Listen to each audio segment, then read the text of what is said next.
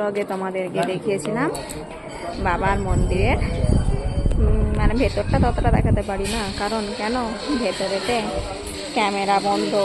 কারণ তোমরা আমার আগের ব্লগেই তোমরা শুনতে পেয়েছিলে ক্যামেরা বন্ধ বলছিল, তাই ক্যামেরা অফ করে দিতে হয়েছিল। আর তোমাদেরকে মা তারা ভিডিওর মতন দেখেছো, এখন দেখাচ্ছি বাবার পুকুর। এই বাবার পুকুরেতেই কিন্তু স্নান করে। আর এই যে দেখো মাছ, তোমরা কি দেখতে পাচ্ছ মাছগুলো? তোমরা কি দেখতে পাচ্ছ? এইটা হলো বাবার দুধ পুকুর। কত বড় পুকুরটা! এই পুকুরটা হলো বাবার দুধ পুকুর। বাবার মাথায় যে জল ঢালা হয়, সেই জল গঙ্গা জল যে ঢালা হয়, গঙ্গা থেকে নিয়ে এসে যে জল ঢালা হয়, সেই জলটাই কিন্তু পড়ে এই পুকুরেতে। আর কত বড় পুকুরটা দেখো, পুকুরটার কিন্তু চারিপাশটা দেখো কত সুন্দরভাবে ঘেরা আছে। পুকুরটার চারিপাশটা কিন্তু ঘেরা আছে। আর আমি আছি এই সাইডের দিকেই, আমি আছি, তোমাদেরকে দেখাচ্ছি।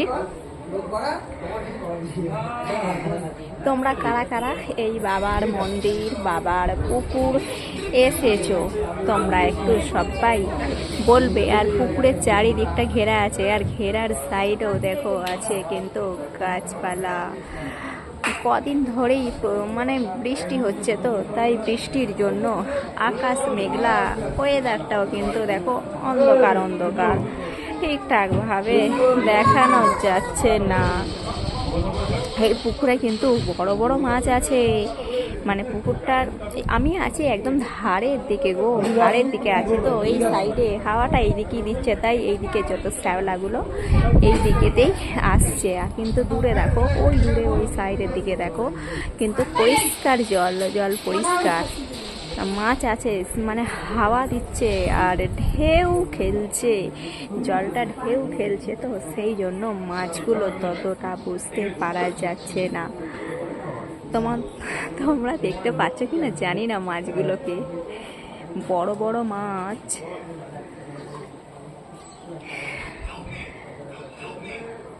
আমার এই ভিডিওটা কেমন লাগলো তোমরা একটু সবাই বলবে। আবার তোমাদের সাথে দেখা হবে নেক্সট ব্লগে। আজকে তোমাদেরকে শুধু আমি ব্লগটা দিলাম বাবার পুকুর নিয়ে, তোমাদেরকে আজকে আমি ব্লগটা দিলাম, কিন্তু ঠিকঠাকভাবে দেখাতে পারলাম না। কেন? ওয়েদারের জন্য ঠিকঠাকভাবে দেখাতে পারলাম না। আবার কোনো একদিন আসবো, সেই দিন তোমাদেরকে ভালোভাবে দেখাবো।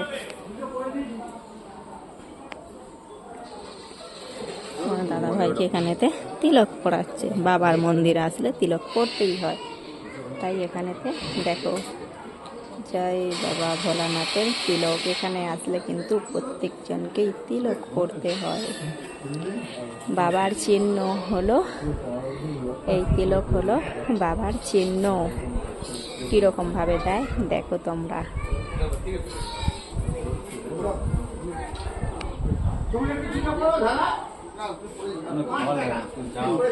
এখানে কিন্তু গঙ্গা জলের সাথে ঘট পুরো রেডি আছে। যারা এখান থেকেই মানে জল ঢালবে, সবসময়তেই জল ঢালা হয় এখানে, সব সময় জল ঢালা হয়। যারা জল ঢালবে হয়তো যখন তখন এসে জলটা ঢালে, সব সময়তেই জল ঢালা হয়, তাদের জন্য এই ঘট সাজানোই আছে। ঘটে কিন্তু গঙ্গা জলই আছে, আর মালা, বেলপাতা, ফুল সবই আছে।